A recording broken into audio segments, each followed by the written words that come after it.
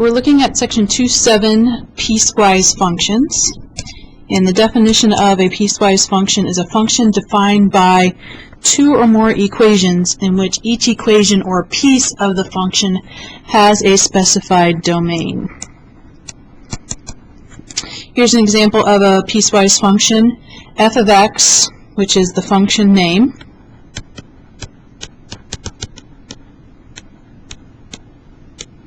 is equal to, and then you see this left brace, that signifies that both of these equations, or the two pieces, make up the piecewise function. So these are the function equations.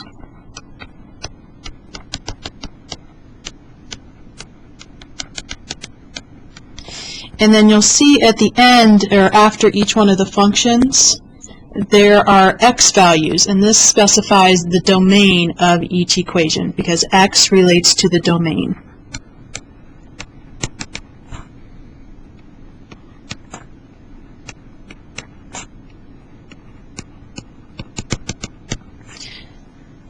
So first we're going to look at a graph that is a piecewise function. It has two pieces, and what we're going to do is we're going to write the equation for this.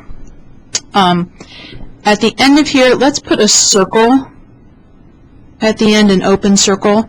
I couldn't get that to draw on there, so just go ahead and write that in. So let's take a look at our two pieces. We're going to highlight those.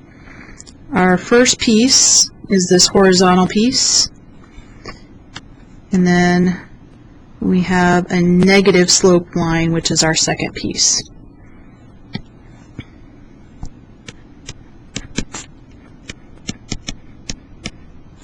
And in our first piece, we know that that is a straight horizontal line. And the information we know about a horizontal line is our slope is equal to 0, and you can tell from the graph that our y-intercept is at 7. So we can write the equation for this line in y equals mx plus b form. So y is equal to 0x plus 7, or that just simplifies into y is equal to 7. So there's the equation for our first piece. For our second piece, we know that our slope is negative, but we need to calculate that more specifically. So let's take a look at some points on the graph. We know that this point where it starts is at 1, 7. And the point where it ends is at 11, negative 3. So I would calculate the slope for this piece. And we know the slope is change in y over change in x. So if we use the values that we have, 7 minus negative 3 over 1 minus 11 gives us 10 over negative 10, or a slope of negative 1. And then we can use that information to figure out our b value. So y is equal to mx plus b. We know that our slope is negative 1. And from one of the points that are on our line, and you can pick either one, I'm going to pick 11, negative 3. So the y-coordinate is negative 3, the x-coordinate is 11, and we're going to solve this for b, and we end up with b equaling 8. So the equation for this piece is y is equal to negative 1x plus 8.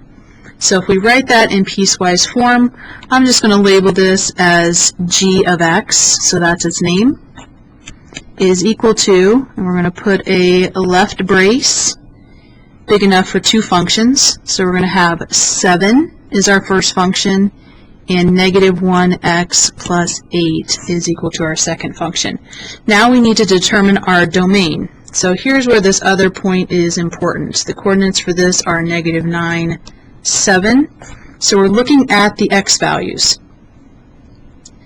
So the first piece, the lowest x value is negative 9, and it's less than or equal to x because it has a closed circle. We're including negative 9. Now both pieces include 1, which is this point right here. So you can make a decision. Do I want to include it with the first piece or the second? Well, I'm going to not include it with the first piece. I'm just going to say less than 1. but I will need to include that with the second piece. So that's going to be 1 is less than or equal to x, which is less than 11 because of the open circle.